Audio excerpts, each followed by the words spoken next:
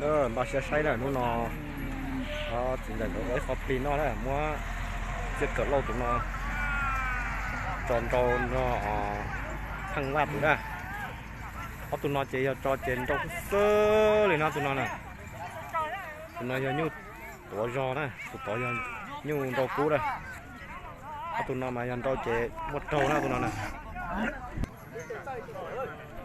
chắc kẹp tụi nó lọt đó nè tụi nó chế trâu chế một trâu sơ lên nó tụi nó nè tụi nó đây như củ dây củ giò tụi nó là như củ dây củ giò ta chỉ là mới dùng một ít rồi kể trả lời cả cha tôi toàn trâu nó tụi liên nó nè tụi nó chế trâu sơ lên đó mình ta ư đúng chưa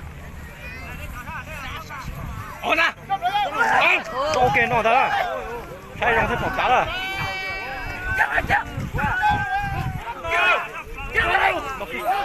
trâu sơ ra tụi nó đó nè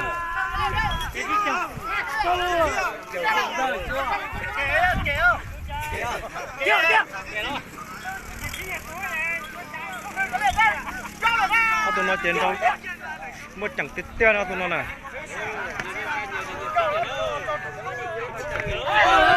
gói tên một chẳng tan ròm đằng rồi cơ cô lũ tụi nó gói tên một chẳng tan ròm đó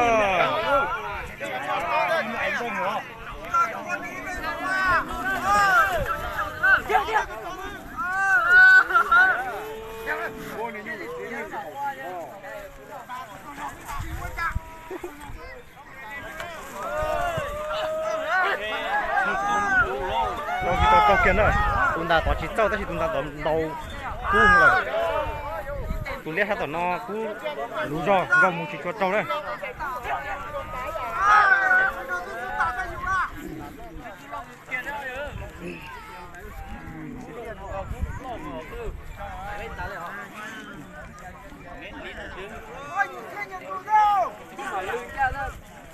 Linh đúng không?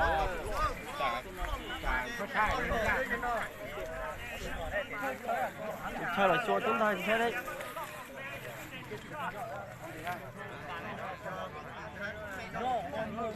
Tụi nó mà nhận đồng thế đó, tụi nó nè, nó sẽ tay lo cho sắp xếp này.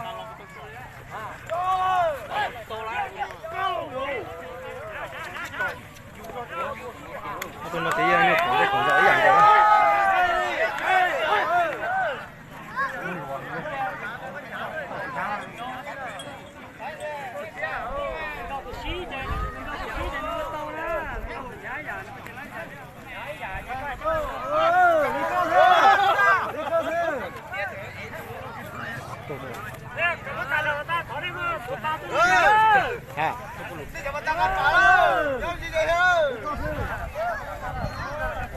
Tụi nó chơi cái tài lòn bè lỗ cái giả ơi.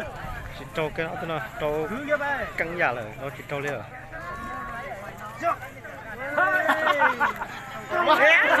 Bà chỉ gì đi lên. Bút bút rốt trong plát toàn bộ à. Phải là trong đi á. Cái này dùng lê dùng nó rất trái trái đó. Nó trong plát đồ. Ta phản quá rồi, cái tên là ta này. Đây đi.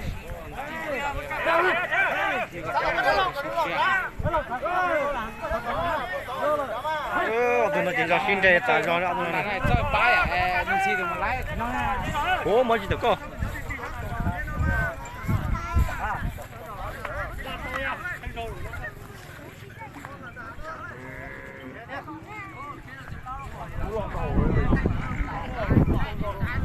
Đi cha.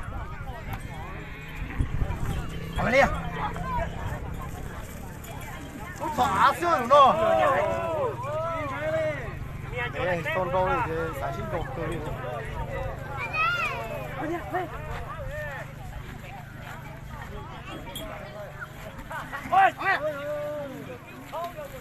Thì con từ tận đi xí nè. Chỉ có ăn gầu đi ở chứ. Ô, từ cú lò thế này ta chỉ theo. Như chỉ như xả trên nó trôi, đâu chỉ trôi của ai chứ hả? Tụi ta nói với tụi tao cú môi phải rồi đó, tụi ta nói nè. Nhớ tròn Ta tao. nói chắc tao phải nói nữa. Thế là chứ.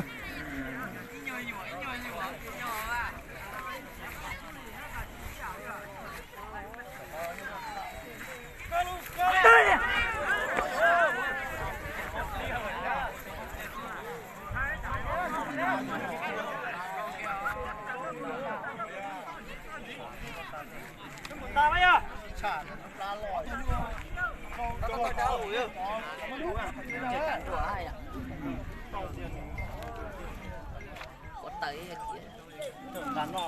Ê, cao luôn, ê. Tôi là tiền đâu chỉ dạng cổ đó thôi nè rồi xin chị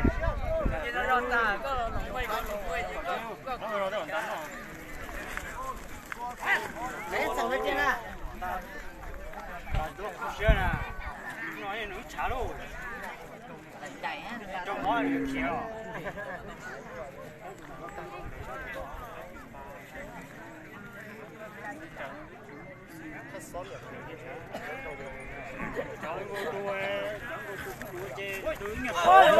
rồi tem tặng lời cố lũ rong rồi còn một cái sao cho đai nữa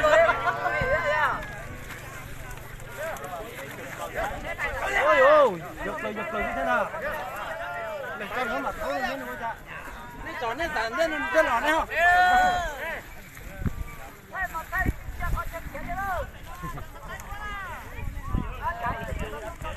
Ôi ôi, giọt tao đi chứ. ôi cố lũ cho xuống xe đó cố lũ xong xem gì đó Để luôn. Hậu kia nó đi lên tờ mà. xem gì là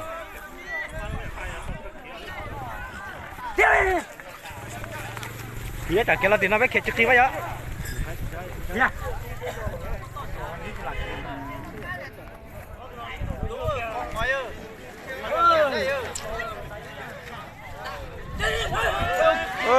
nếu khét ta xin có khét thôi